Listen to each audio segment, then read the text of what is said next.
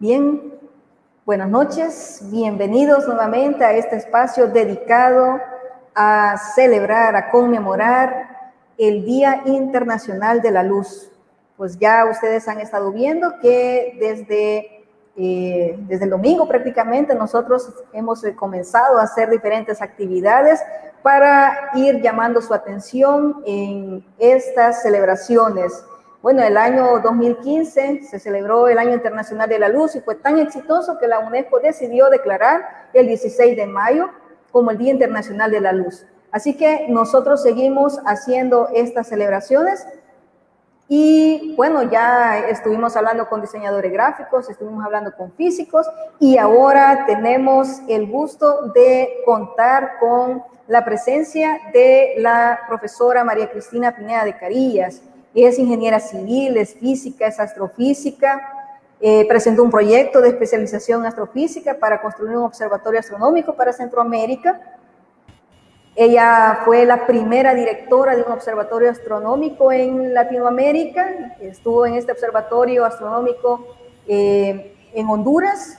También fue la primera decana de la Facultad de Ciencias Espaciales. Ese proyecto que comenzó, bueno, de hecho yo tuve la oportunidad de conocerla en el momento en que era coordinadora de la sección de astronomía en el departamento de física, y luego pasó a ser un observatorio centroamericano y luego pasó a ser una facultad de ciencias.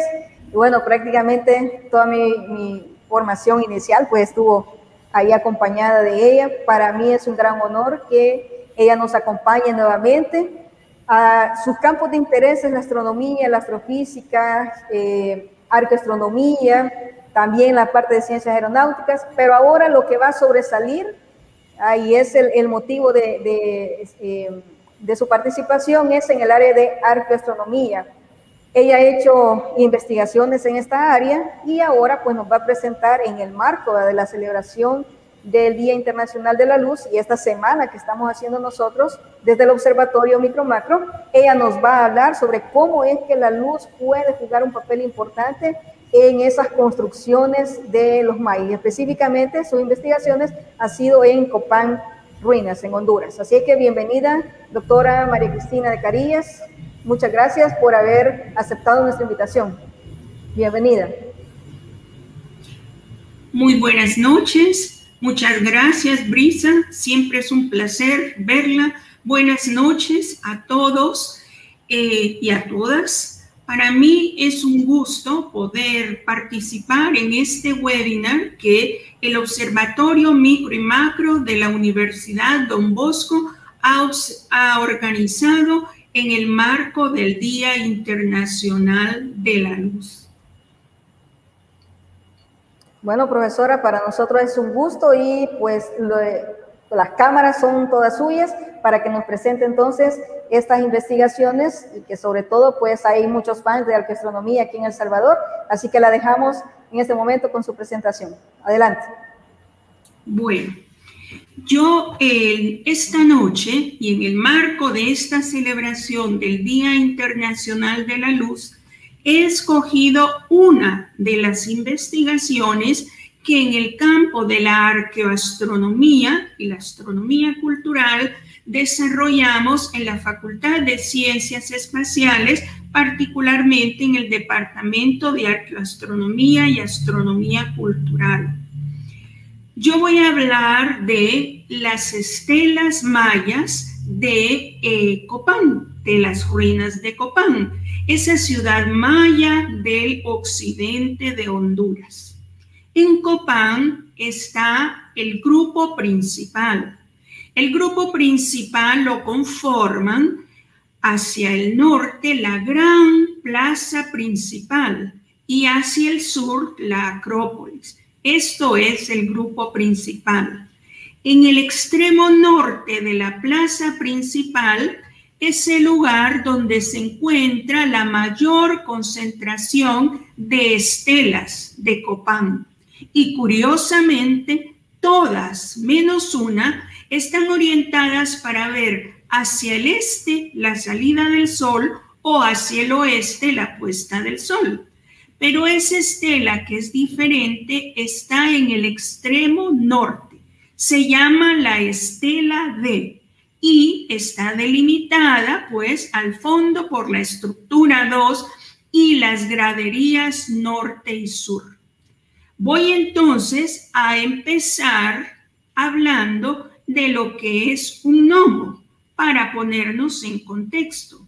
Un gnomo es el primer instrumento de observación astronómica. Funciona con la luz del sol.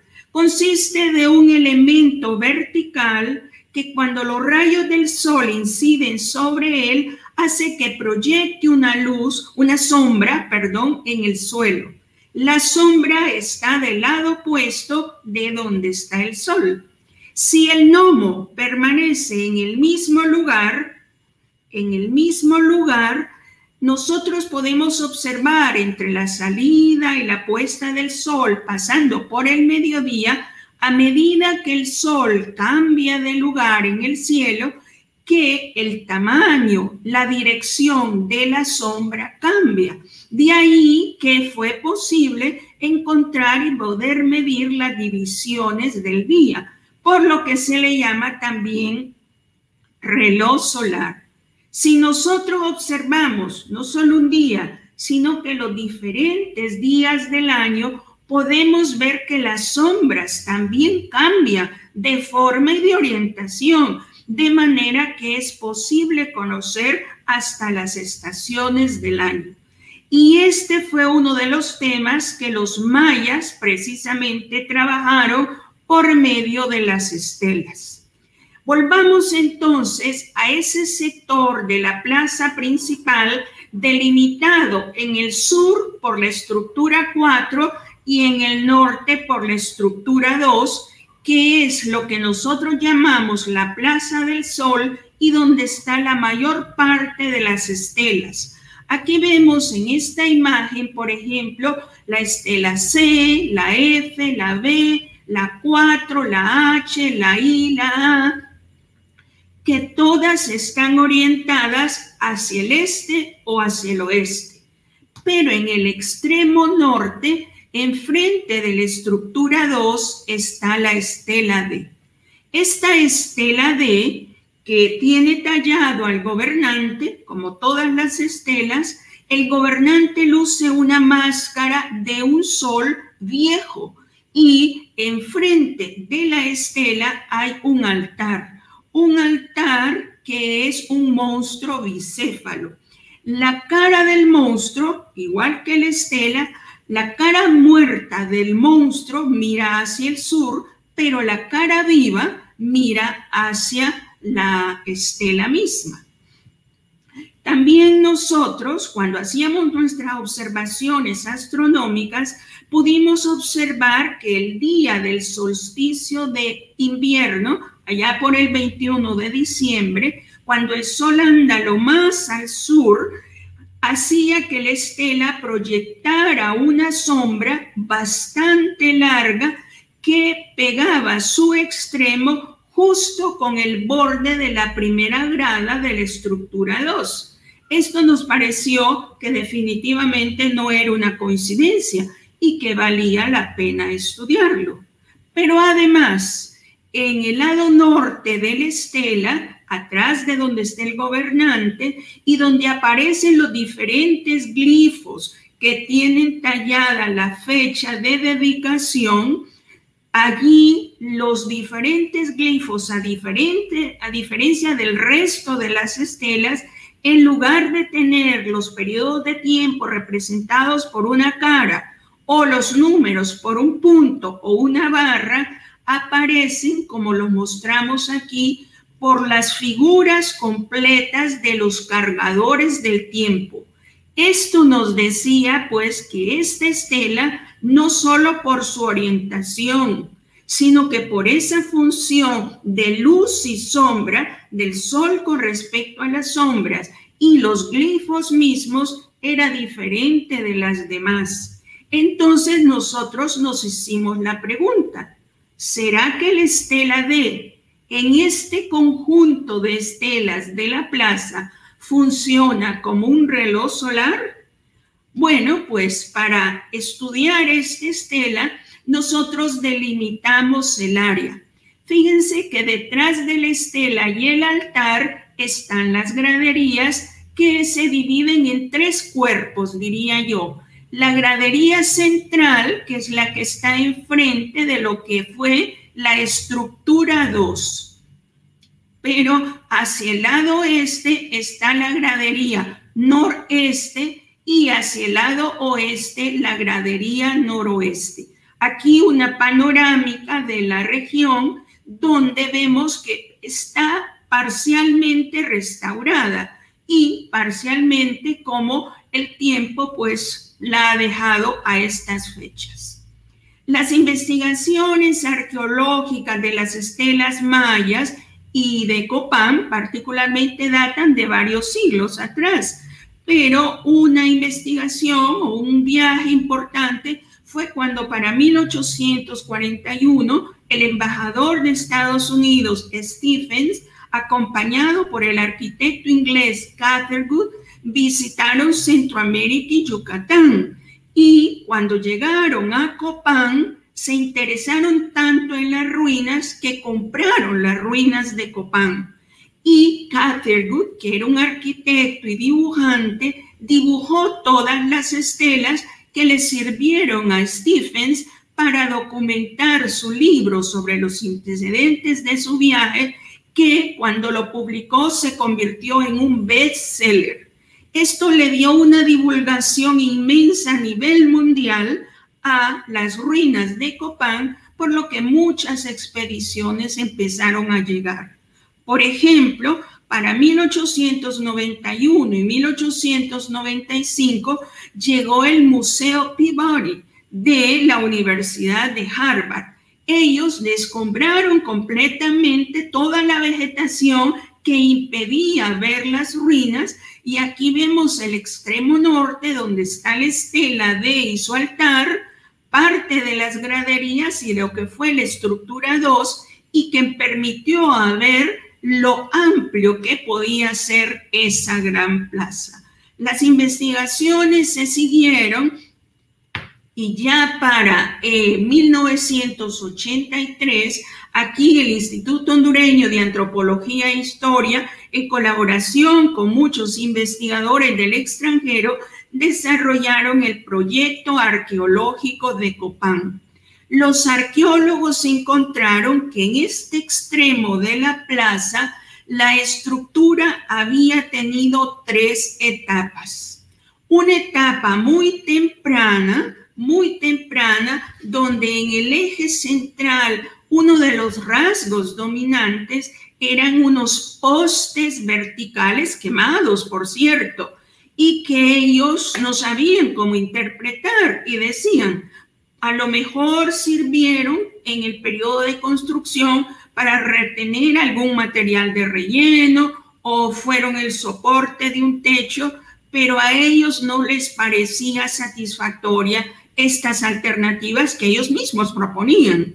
Nosotros pensamos que esos postes a lo mejor fueron los primeros gnomos que permitieron a los habitantes de Copán de ese entonces hacer las observaciones astronómicas. El siguiente periodo, cuando ya se da la estructura 10L2 segunda, ya más elaborada, allí los arqueólogos encontraron un objeto, un pectoral bastante largo, pero tallado. Y curiosamente lo que tenía tallado eran unas serpientes cruzadas entre ellas con las 2 cabezas en los extremos. Esto definitivamente ya reveló, era un indicio de que había una actividad ritual en esta área. Y yo les pido que por favor recuerden esta imagen porque después va a ser de mucho interés para nosotros. Luego, la estructura 10L2 primera, la que nosotros vemos, los arqueólogos la llaman la primera, la de más encima, segunda la que sigue y así tercera más abajo a lo profundo. Esta primera se mira parte de lo que fue la estructura 2 y parte de las graderías que tenía enfrente. Las graderías eran unas, las más cercanas, más angostas, pero luego se ensanchaban. Y al ensancharse, esas graderías estaban colindando, eran adyacentes a una especie de letra T, una plataforma que es donde está colocada la estela D y su altar. Curiosamente, la letra T, así en esa forma que vemos, es el glifo, la forma del sol. Las graderías hacia el este y hacia el oeste, hacia uno y otro lado, se prolongan en unas graderías que, curiosamente, ninguna de las tres, ni la del este, ni la central, ni la del oeste, son paralelas, sino que cada una tiene su propia orientación. Esto a nosotros definitivamente nos llamó mucho la atención porque esto tenía que tener una explicación y es lo que nos propusimos encontrar. Bueno, nosotros hicimos un estudio arqueoastronómico, o sea, basado en la arqueología, pero también en la astronomía, particularmente observaciones astronómicas que hicimos de esa estela D. Vimos su localización, para las sombras que se daban en el solsticio de invierno en diciembre, equinoccio de primavera en marzo, paso del sol por el cenit en abril, solsticio de verano en junio, el otro paso del sol por el cenit en agosto, el equinoccio de otoño en septiembre y nuevamente el solsticio de invierno en diciembre, completando el año y por varios años, casi una década, nosotros seguimos esa sombra en su lugar, en su tamaño, en su dirección, en su fecha, a diferentes horas del día. Comparto entonces ahora con ustedes los resultados de las observaciones que pudimos hacer en esas fechas de los eventos solares de interés. El solsticio de invierno, que ocurre alrededor del 21 de diciembre. Este no es una fecha fija, porque recuerden que el día dentro del año, 365 días y un poco más dura el año. Entonces es una fecha que se corre según los años. Inclusive hasta hay que hacer un ajuste por lo del año bisiesto que decimos. Entonces, alrededor del 21 de diciembre, nosotros pudimos observar que entre las 8 de la mañana y las 4 de la tarde, la sombra, el extremo de la sombra de la estela D bajaba como una serpiente, como baja una serpiente, la sombra por las gradas centrales de la estructura 2 y al mediodía estaba justo en medio, tocando, como decimos, el borde de la estructura 2. Pero luego, a partir de esa hora, empezaba a crecer y ascendía, de manera que a las 4 de la tarde estaba en el extremo donde coincide el comienzo de la estructura de la gradería noreste. Bueno, de diciembre pasamos a enero, febrero, marzo y llegamos al día del equinoccio de la primavera.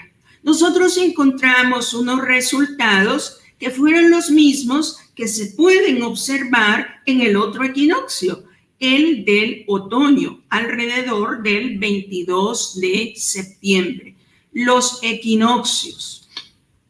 Aquí nosotros encontramos que entre las 8 de la mañana y las 4 de la tarde, el extremo de la sombra de la estela D tocaba ya no la gradería central, sino que el vértice, el extremo de la gradería noroeste a las 8 de la mañana y a las 4 de la tarde el extremo más saliente de la gradería noreste, pero que se hacía una línea recta entre estos dos vértices, de manera que al mediodía la sombra era más corta. Ya no era la sombra larga que llegaba hasta el fondo de la estructura 2, su primera grada, sino que se quedaba entre estos dos vértices.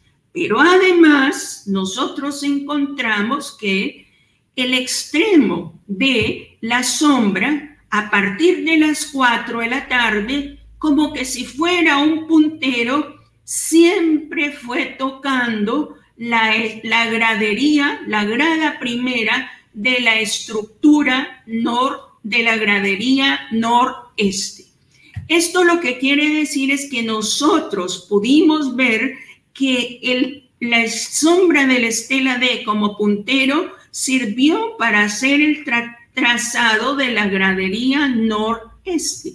Y esto es así porque el día del equinoccio es cuando precisamente las sombras al unirse forman una línea recta. Aquí está a las 8 de la mañana, aquí a las 4 de la tarde, y aquí cuando la sombra se va extendiendo, y curiosamente cuando la sombra llega al extremo de la gradería, como lo mostramos aquí, es cuando el sol se pone. O sea que toda la gradería noreste fue trazada a partir de la luz del sol y la sombra que proyecta la estela en su dirección y en su tamaño. Pasamos entonces ahora a la fecha del mes de abril. Finales de abril, principios de mayo, 30 de abril, unas observaciones que también fueron las mismas que encontramos a mediados de agosto, el 12 de agosto, que es cuando se da el paso del sol por el cenit. Ese día del paso del sol por el cenit, nosotros nos fuimos a observar a la otra gradería, a la del noroeste. Aquí fue interesante ver que no había ni que hablar, porque solo había que ver por dónde va la grada y allí estaba saliendo el sol. El borde de cada grada apuntaba hacia donde estaba saliendo el sol.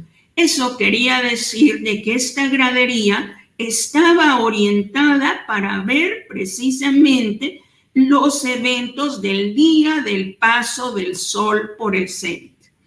A medida que el sol fue levantándose, la sombra de la estela era enorme. Aquí tenemos una colección de fotografías y cómo cuando el sol se iba levantando, la sombra iba disminuyendo de tamaño, pero si nosotros unimos el extremo de la sombra, nuevamente observamos que como un puntero fue delimitando una línea paralela a la de la gradería noroeste. Entendimos entonces a lo mejor cómo había sido el trazado de la gradería noroeste de este día tan especial. ¿Por qué el día del paso del sol por el cenit es tan especial? Bueno, porque al mediodía, este día, el sol hace que los objetos verticales no proyecten ninguna sombra en ninguna de las direcciones. Fíjense que aquí está la estela y no hay sombra alrededor de ella. Pero es que no solo es la estela. Fíjense que en la fotografía de abajo hay varias personas. Y miren que ninguna de las personas tiene sombra. Nadie tiene sombra. Ni siquiera las varitas verticales que sirven de límite a la estela, nada tiene sombra. Y todo se mira como oscuro verticalmente, pero la estela en su extremo superior se mira brillante, porque el sol está lo más alto a 90 grados. Eso dura un tiempo bastante corto a medida que el sol se va desplazando sobre la estela. Es un momento espectacular que solamente ocurre en los trópicos y era uno de los días que los mayas particularmente celebraban más. Pasemos ahora al día del solsticio de verano, alrededor del 21 de junio. Este día la sombra también temprano comienza bastante larga, pero yo quiero destacar en este momento las sombras cuando están frente a la estela. Fíjense que las sombras del solsticio de invierno y del equinoccio de primavera estaban orientadas hacia el norte. El día del paso del sol por el cenit, a mediodía no había sombra, pero el día del solsticio de verano sí hay sombra al mediodía, pero la sombra está hacia el sur.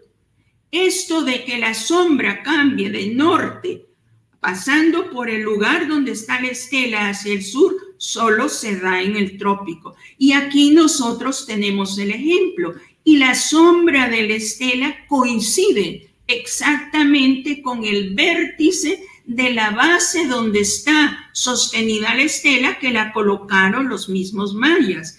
El gobernante que construyó todo este conjunto de las estelas que nosotros encontramos ahora se llama Huaxaclaún o Bacahuil. Antes se le decía 18 Conejo, y él lo que hizo pues es que trató de documentar los diferentes eventos solares. Al mediodía la sombra cae enfrente del gobernante, justo al borde de la base, y después del mediodía la sombra queda en el otro extremo, hacia el este. O sea que se movió la sombra del oeste hacia el este, cuando el sol se movía del este hacia el oeste, pasando en su punto más alto para quedar enfrente de la estela. Con esto nosotros teníamos una información que, bueno, nos hizo pensar, por ejemplo, los días de los solsticios, que es cuando el sol anda en sus posiciones más extremas. En el solsticio de invierno la sombra era enorme y daba hasta la primera grada hacia el norte. Ese día la sombra el sol está lo más al sur, a una altura de 51.5 grados, y la sombra es lo más larga hacia el norte. Pero el día del solsticio de verano, el sol está lo más al norte, tan alto como 81 grados y medio, pero la sombra está hacia el sur y es corta. Entonces, allí parecía como que la sombra larga, si no tenía yo ninguna explicación, y poniéndome a pensar como en los tiempos de los mayas, ¿será que es que se enterró esa sombra por allí y que se hizo el resto de la sombra? Si cuando el sol esté en sus posiciones extremas debería ser larga. Entonces empezamos a medir y miren qué interesante, la distancia que hay desde la estela hasta la primera gradería, así como cuando la sombra era tan larga, era 3.67 metros, pero de la estela hacia el sur, esos 3.67 metros, encontramos el altar de la estela D. O sea que la sombra entra y el monstruo que muere, ¿se acuerdan? La cara muerta hacia el sur, mira la cara viva hacia el gobernante. Estas coincidencias en distancia nos llamaron aún más la atención para ver cuál era el mensaje que precisamente querían decir con la estela D y su altar. Entonces, con todos estos datos de todos los eventos solares importantes, solsticio de invierno, equinoccio, solsticio de verano, paso del sol por el cenit, nosotros empezamos a modelar. Fíjense que tuvimos la ventaja de que para el año 2004 la NASA mandó un par de robots, así como ese que oímos ahora que ha llegado, estos fueron de los primeros, Espíritu y Oportunidad, a Marte. Y entonces Bill Knight dice, ¿por qué no medimos las horas en Marte igual que se mide en la Tierra? Como se hizo con el NOMO, que fue el primer instrumento astronómico. Claro, a estas alturas, toda la matemática, la geometría, todo, cómo se calcula un reloj solar, se conoce muy bien. Lo único que hay que conocer es la latitud del lugar y el tamaño del gnomo. Entonces, dieron un patrón estándar para todos y según la latitud del lugar, iba a ser diferente. Nosotros construimos en el Observatorio Astronómico Centroamericano de Suyapa el reloj solar que le dieron el nombre de ED5, ED por Earth Dial número 5. Y aquí encontramos que, bueno, pudimos calcular la distancia, las líneas de las horas. Aquí está entre las 7 de la mañana, 8 de la mañana, 9, 10, 11 hasta mediodía y luego a la 1, a las 2, las 3, las 4 hasta las 5 de la tarde. Fíjense que cuando el sol anda por el este, las horas son las de la mañana, pero cuando el sol anda por el oeste, las horas se marcan hacia el este. Claro, las horas, las líneas de las horas tienen diferente tamaño y las más largas son las del solsticio de invierno. Esto fue lo que nosotros encontramos con la estela, pero además el día del equinoccio, que es cuando el sol anda en la mitad del camino entre los dos solsticios, las sombras proyectan, si se unimos los diferentes extremos, una línea recta. Eso fue lo que encontramos en Copán. También el día del paso del sol por el cenit a mediodía, como el sol está justo sobre el gnomo, no hay sombra. Eso fue lo que encontramos en Copán. Y luego el día del solsticio de verano, para una latitud como la de Mesoamérica aquí en Honduras, en Copán, está hacia el sur. Esto no se da en todo el mundo, esto solo se da en Mesoamérica. Y esto es la importancia de este reloj solar. Y la sombra entonces es más corta. Eso fue lo que nosotros encontramos. Entonces dijimos, bueno, aprendiendo toda la teoría y teniendo todas las fórmulas matemáticas, construyamos entonces un reloj solar con la estela D. Y entonces construimos un modelo de la estela D, para lo cual había que conocer la altura de la estela, que la base más la altura misma era de 353 metros y la latitud del lugar, casi 14 grados, 50 minutos, y luego empezamos a hacer los diferentes cálculos y nos dio la distancia a partir de dónde iba a estar el punto de donde aparentemente iban a salir las horas. Diseñamos el modelo en computación y lo corrimos para todo el año. Yo les voy a presentar entonces ahora los resultados del modelo para los diferentes eventos solares importantes para que los comparemos con las observaciones reales que yo les conté al inicio de esta charla. Fíjense que el día del solsticio de invierno, nosotros con el modelo pudimos por primera vez ver por dónde era que venía la sombra, porque esta parte no está restaurada y las piedras están bastante desajustadas, pero nosotros en el modelo pudimos ver que la sombra viene desde lo más alto de las graderías, va bajando y cuando son las 8 de la mañana está en la esquina donde se une la gradería central con la gradería noroeste. ¿Se acuerdan? Luego la sombra empieza a bajar de manera que al mediodía, como miramos en la imagen de abajo, el extremo de la sombra toca el borde de la primera grada y a partir de allí empieza a subir de manera que a las 4 de la tarde nuevamente toca el extremo este y donde empieza la gradería noroeste y sigue subiendo hasta que se pone el sol. Las observaciones reales y el modelo coinciden. Vamos ahora a los equinoccios, que como decía, la observación es lo mismo el de primavera que el de otoño.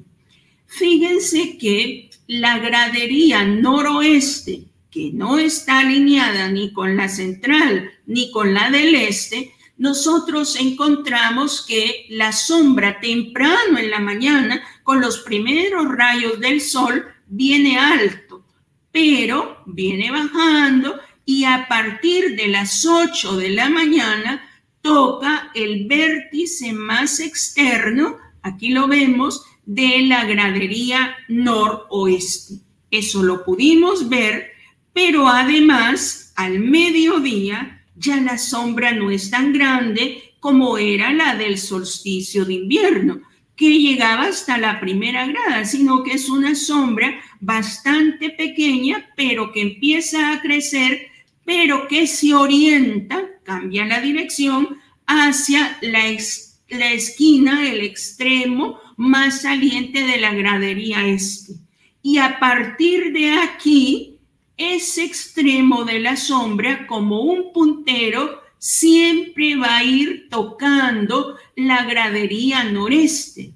Y esto es porque la gradería noreste sí está alineada con el eje este-oeste del lugar. O sea, pues, que la gradería noreste fue trazada utilizando como puntero la sombra de la estela D. Ahora vamos al día del paso del sol por el cenit.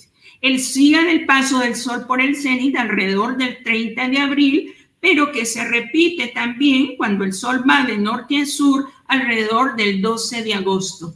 Temprano en la mañana, mire, la sombra es tan grande como cuán grande es la gradería noroeste.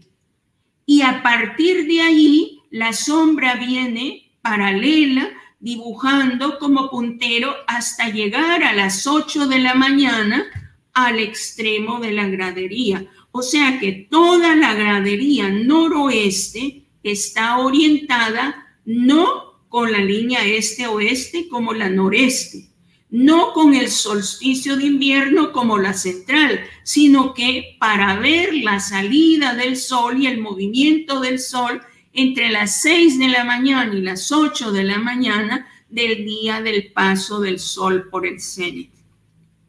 Y a medida que el sol empieza a subir, al mediodía nosotros encontramos que no hay sombra en ninguna dirección.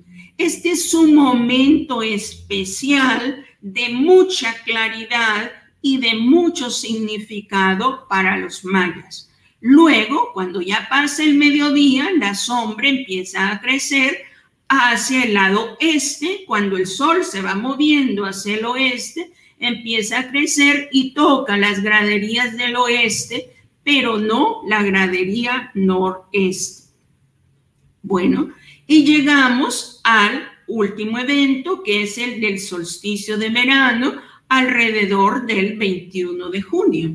Aquí, al principio, en la mañana, la sombra, el puntero, cuando están los primeros rayos del sol, es bastante grande, pero cuando se acerca el mediodía, como vemos aquí, toca la sombra el extremo, la esquina de la base de la estela. Y al mediodía la sombra cae, como vemos aquí abajo, enfrente del gobernante, a los pies del gobernante, y parece que se hunde y emerge por donde está el altar para poder regresar. Y luego en la otra esquina, a medida de que el sol se mueve hacia el oeste, cubre la esquina este y va creciendo y va creciendo. Quiere decir que nosotros con este modelo pudimos explicar qué fue lo que pasó y las diferentes observaciones que nosotros pudimos hacer en la vida real. Tocaba entonces, como dicen los arqueólogos, estudiar la iconografía de la estela, porque en la estela también debía de estar dicho algo. Esta estela, aquí está el gobernante tallado, pero lleva una máscara, la máscara de un dios sol viejo, con su cara bastante arrugada. Se mira que es una máscara porque se miran los ojos a través de acá. Pero el gobernante aparece adornado con unas serpientes. Algunas personas no les gustaba esta estela por esa razón. Sin embargo, cuando nosotros empezamos a estudiarla, vimos que la serpiente que va desde la parte superior del tocado, aquí en el lado sur, y se va por el lado oeste, llega hasta detrás del gobernante, pero en su extremo tiene, viendo hacia el sur, una criatura solar.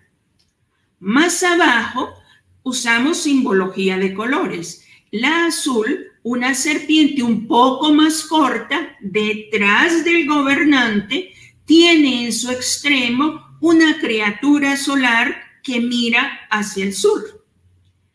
Más abajo nosotros encontramos una serpiente enrollada que tiene en su extremo una criatura solar que ya no está viendo hacia el sur como las dos anteriores, sino que mira hacia el cenit, está viendo hacia arriba. Y luego encontramos aquí otra serpiente que viene por delante del gobernante, delante de una base donde se mete y la tapa. Y la criatura solar que tiene en el otro extremo mira hacia el norte. Y esto se repite, este es el lado este, en el lado oeste, aquí está, la sombra se mete, la serpiente se mete en la grada, la criatura mira hacia el norte, aquí está la criatura naranja que mira hacia el cenit, la criatura azul que mira hacia el sur y la criatura roja que está acá que mira hacia el norte. Esto, dijimos nosotros, no es otra cosa que la simbología de parte de Huaxaclaún o Bacahuil de los diferentes eventos solares. Interpretamos pues que la que estaba arriba, la roja, representaba al solsticio de invierno. Luego la azul era el equinoccio de la primavera. Luego el otro era el paso del sol por el cenit de sur a norte. Y luego la otra que entraba, cubría la esquina de la base, recuerdan, en el solsticio de verano, pero que pasaba enfrente del gobernante y salía en el otro extremo. O sea que sale del sur, viene bajando, da la vuelta aquí hacia el norte y empieza otra vez hasta llegar a donde está la criatura naranja, el del otro paso del sol por el cenit, que es cuando no hay sombra al mediodía. Luego la criatura azul, que es la que representa el equinoccio de otoño, y luego otro solsticio de invierno, donde se cruzan sobre el tocado del gobernante. Esto nos dio un patrón y una información de que a la hora de estar representando el año, los años están amarrados en el tocado del gobernante, o lo que es equivalente, los años se amarran en los solsticios de invierno. Y fíjense que cuando nosotros leemos el lado norte, que yo les comentaba al principio, que es donde aparecen los glifos tallados en cuerpo entero como cargadores del tiempo, dice que la estela se fue dedicada en los 9 bactunes, 15 catunes, 5 tunes, 0 huinales, 0 quines, 10 ajau, y todas estas fechas se amarraron en el tocado del viejo dios Sol. Aquí está el dios Sol, que es el gobernante mismo, cuando fue erigida la estela de Huaxaclaún Ubacahuil, que fue el 13º gobernante de Copán, que precisamente es el que construye todo este extremo de la gradería y las estelas principales que nosotros encontramos en el sector norte de la Plaza del Sol. Esto es un resultado muy impresionante en donde nos permite ver a nosotros cómo nuestros mayas, cómo los estudiaban, dedicaban, seguían, perseguían al sol y lo estudiaban, el sol y la sombra, pero utilizaban ese conocimiento para medir la duración del año y con la duración del año, las estaciones, y poder entonces desarrollar su actividad seguramente agrícola, pero además nos da la indicación de medición del tiempo. Los años se miden a partir del solsticio de invierno.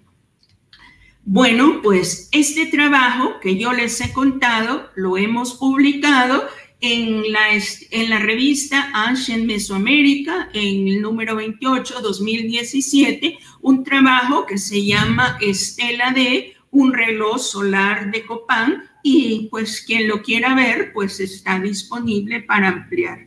Muchas gracias. Brisa, estoy a sus órdenes.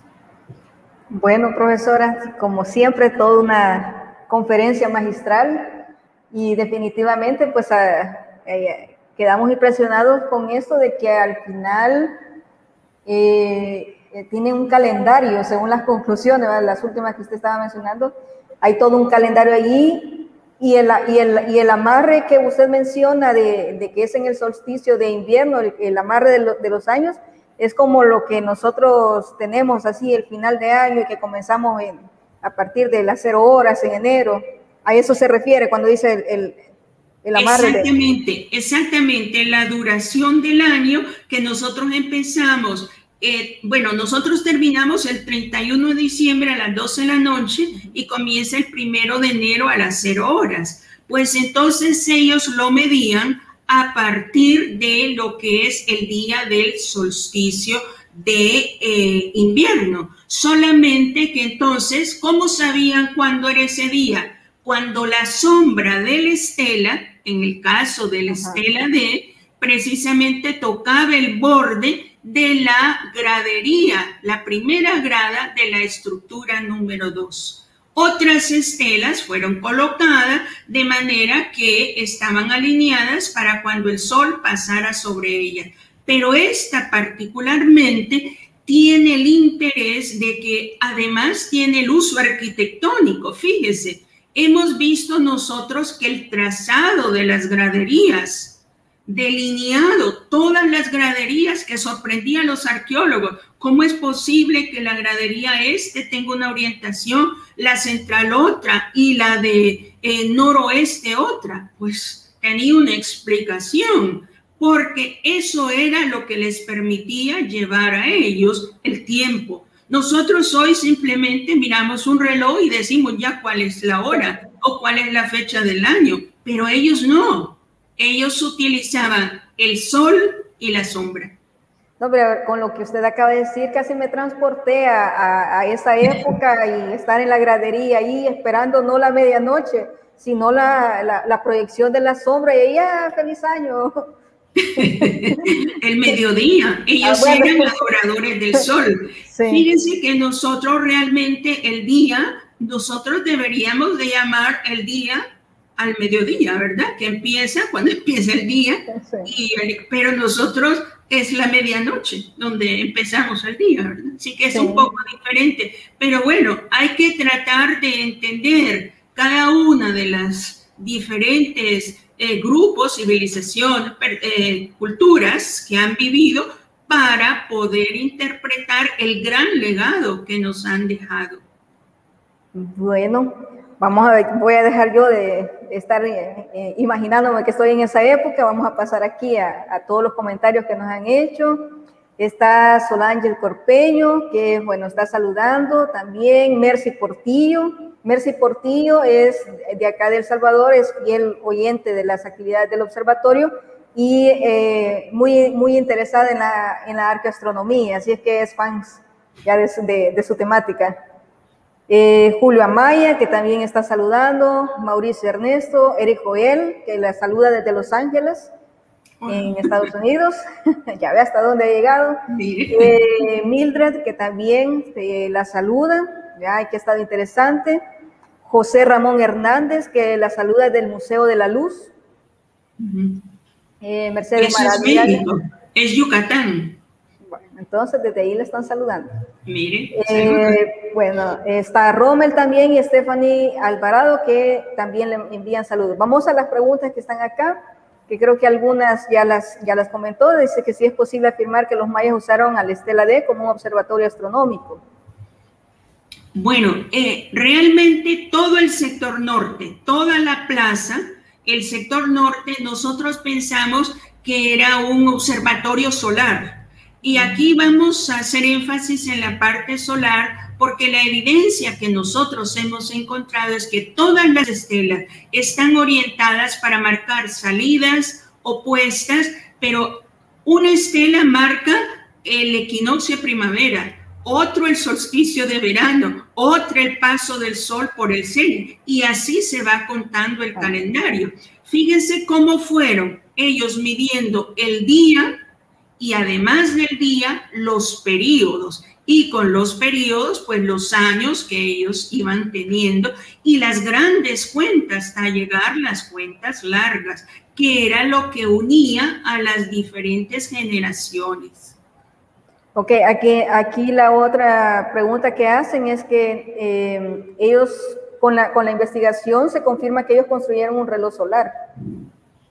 Es la pregunta, que si con la investigación se confirma que ellos construyeron un reloj solar o si solo habían usado el sol para la parte de construcción de las graderías, que creo que ya lo mencionaba anteriormente, que era una herramienta arquitectónica para orientar a las galerías. Yo pienso que son como tres asuntos, quizá hay más, ¿verdad? Desde luego, pero los que yo quiero destacar. Desde luego, el que ya se apreció, que es el elemento arquitectónico, ¿verdad? Cómo la arquitectura estaba orientada precisamente con el sol.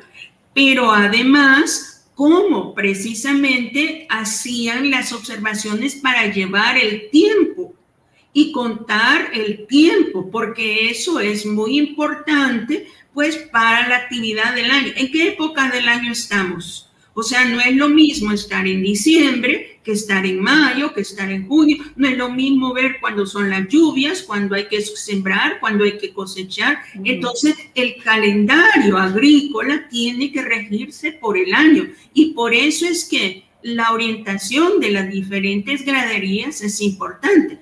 Pero además, la cuenta de los años a lo largo del tiempo, porque el calendario maya tiene muchos ciclos, pero ¿a partir de cuándo se cuenta? Y entonces todo nos hace evidenciar de que ellos contaban a partir del solsticio de invierno. Ese es un resultado importante. Claro, cuando uno estudia las diferentes estelas, se va corroborando y soportando una cosa con otra. Pero aquí, pues coincidentemente, lo que dice la misma estela es, se amarra el tiempo en el solsticio de invierno. Bueno, nosotros le llamamos el solsticio de invierno, pero para ellos era cuando el sol anda lo más al sur. Por eso es esa orientación norte-sur. Fíjense que nosotros, cuando nos hablan del sol, casi automáticamente pensamos el este y el oeste, porque el sol sale por el este y se pone por el oeste. Pero en este caso, esta estela, ¿se acuerdan? Diferente. Mira de norte-sur, porque el movimiento en el año es de norte a sur. Empieza en el sur el año, cuando el sol anda lo más al sur, luego se mueve hacia el norte y luego regresa. Y cuando regresa, se han completado los 365 días. Bien, vamos a tratar de contestar la mayoría de preguntas que podamos, así que nos van a tener paciencia.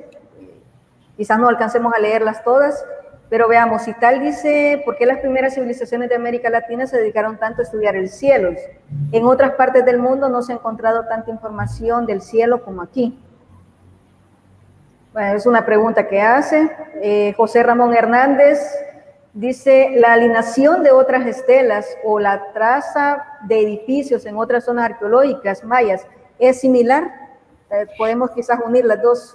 Bueno, yo creo que el estudio del sol es importante porque, bueno, usted sabe, depende la vida, la energía, y eso pues ellos lo pudieron vivir, ¿verdad? Pero las diferentes culturas sí lo han tenido en común, y particularmente entre los mayas, pues el uso de la estela ha sido común, pero sobre todo el calendario, a partir de estas mediciones, ¿verdad? Que es una de las características que se da. Concretamente en el sector norte, en la Plaza del Sol que nosotros hemos estudiado, las diferentes estelas están, como digo, para marcar el calendario del año, el calendario anual, y separado por los puntos extremos, cuando anda el sol o más al sur o lo más al norte, que son los solsticios, y en la mitad de su camino, que son los equinoccios. Pero cuando va en su camino de la mitad hacia el norte, está el paso del sol por el cenit, un evento que se vuelve espectacular porque precisamente no hay sombra al mediodía. Y particularmente en la latitud de Copán, entre el primer paso del sol por el cenit y el segundo, hay 260 días. Y esto coincide con uno de los ciclos calendáricos del calendario maya, 260 y 105. O sea que contar el año es llevar uno de los ciclos también. Pero 260 más 105 son 365, es el año. Y así, a la hora de ir contando ciclos, se van contando años y años, pero son los años que separa al hijo del padre, el padre del abuelo, el abuelo del bisabuelo, así hasta llegar a grandes generaciones, y hacían unas grandes cuentas, unas cuentas muy largas que se basaban en un sistema de numeración que era vigesimal. Y todo eso, pues, le permitía llevar la cuenta de los días con el sol. Bueno, voy a leer un comentario y luego vamos a cerrar el programa, vamos a cerrar la conferencia con una última pregunta. Bueno, Diego Contreras la saluda también desde acá de El Salvador, pero el comentario que voy a leer antes de la última pregunta es de Solange El Corpeño, dice que asistía a las charlas de la doctora Katy desde 1998. Y ella nos contaba sobre el sistema solar. Veíamos estrellas a puro ojo y planetas con el telescopio del OAX. Siempre fascinantes sus charlas. Claro, me la saluda, por favor. Bueno, saludos ahí, Solange. Bueno, la última pregunta con la que vamos a cerrar ya nuestra actividad, dice acá, dice Diego Contreras, para los mayas, ¿a qué horas terminaba el día? Bueno, eso es un debate, ¿verdad? Pero lo que todo hace pensar que realmente el día empieza con la salida del sol y el día del sol diurno, porque hay un sol diurno, el sol que ilumina, y termina cuando se pone el sol. Pero como al día siguiente el sol aparece por el otro lado, todo hace suponer que había un inframundo y que entonces había un sol nocturno y que ese sol atravesaba el inframundo a donde había que luchar y pasar muchas batallas, y emergía y volvía a salir. Y en ese recorrido es lo que había, la continuidad del tiempo. La continuidad del tiempo es una de las características importantes de los mayas, y es la continuidad de la vida y la continuidad de las generaciones. Por eso es que para los mayas, por ejemplo, cuando la gente moría, no moría, sino que iba al inframundo, y allá se iban a encontrar y en algún momento se iban a volver a recuperar. O sea que es una continuidad y por eso ese respeto a los antepasados. En otra de las estelas, por ejemplo, en la estela A, nosotros tenemos la representación de que precisamente el sol entra en uno de los solsticios porque entra en el solsticio de invierno para emerger el día siguiente, ¿verdad? Que es cuando va a comenzar el año. Y entonces en esta continuidad es lo que hace que ese calendario sea infinito. Bueno, pues ya vio, profesora, cómo ha despertado la curiosidad y el interés, ¿verdad?, con esta intervención suya. Le agradecemos mucho por hacer el tiempo, pero sabemos que contamos con una gran divulgadora centroamericana a nivel internacional. Y bueno, ya escuchó los comentarios, ¿verdad?, de personas que la conocen desde hace mucho rato, y qué bueno que yo también estoy en ese club, que sabemos de dónde viene usted y que bueno, es parte de nuestros científicos centroamericanos y que ponen muy en alto la región. Así que bueno, con esto damos por finalizada la intervención de la profesora María Cristina, no sin antes, ¿verdad?, siempre dejar abierta la invitación para otra conferencia, siempre en estas áreas y en muchas que ella domina, en las que está realizando sus investigaciones. Así que les agradecemos por haber estado compartiendo con nosotros, profesora, y quedamos entonces pendientes de otra conferencia magistral que usted nos pueda dar a través de estos medios. Bueno, Brisa, muchas gracias. Para mí siempre es un placer estar cerca de usted. Su trayectoria es también todo un ejemplo para muchas generaciones y además a toda la audiencia que tenemos esta noche que trasciende los continentes, porque sí sabemos que hay personas de diferentes lugares y esa es la ventaja de estas redes y esta naturaleza de la actividad.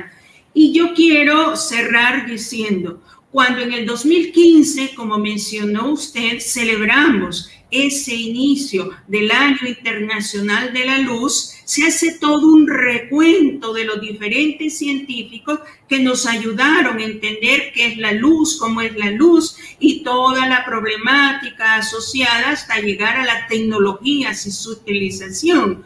Pero uno de los aspectos que no se menciona, porque la ciencia es más occidental, ¿verdad? Y por ejemplo, los mayas no aparecen en eso, pero ellos la utilizaban. Y por eso a mí me pareció muy oportuno esa selección que ustedes hicieron y esta investigación particular, porque aunque nosotros hemos estudiado las diferentes estelas de la plaza del sector norte, esta particularmente nos deja ver los efectos de la luz y de la sombra y cómo la utilización de la luz es para fines de calendario, el calendario civil, agrícola de las actividades, el calendario, los fines, el instrumento para medir como los ingenieros, los arquitectos, la orientación de sus estructuras y el calendario del tiempo que nos une con las diferentes generaciones en esa cosmovisión que tenían los mayas para unirse con las generaciones más tempranas y con las que iban a venir, porque no había interrupción, como no hay interrupción entre el día solar y el día solar nocturno, el día completo, que nosotros le llamamos el día y la noche. Bueno, gracias. Muchas entonces. Gracias a usted, profesora. Y bueno, ¿qué tenemos para mañana? Bueno, ya saben ustedes que siempre estamos llevando a todo lo que está a nuestro alcance. Para nosotros es bastante novedoso que nosotros estemos acá compartiendo de esta manera. Ahora estamos hablando que la Semana de la Luz sigue, ¿ya? Y la novedad que tenemos para mañana es que vamos a tener una bióloga marina, así que otra científica de nuestro país, y entonces nos vamos al mar, ¿verdad? Vamos a ver cómo es que la luz está allí presente. Esta es parte de la vida en las diferentes capas de nuestros océanos. Así es que están todos invitados para compartir este tema el día de mañana, y todos los que conocen a Johanna Segovia pues están cordialmente invitados para ser parte de este webinar. Así que de nuestra parte, pues ha sido para nosotros un gusto que ustedes nos hayan acompañado y bueno, los esperamos en las siguientes actividades. Así que hasta el próximo evento. Chao.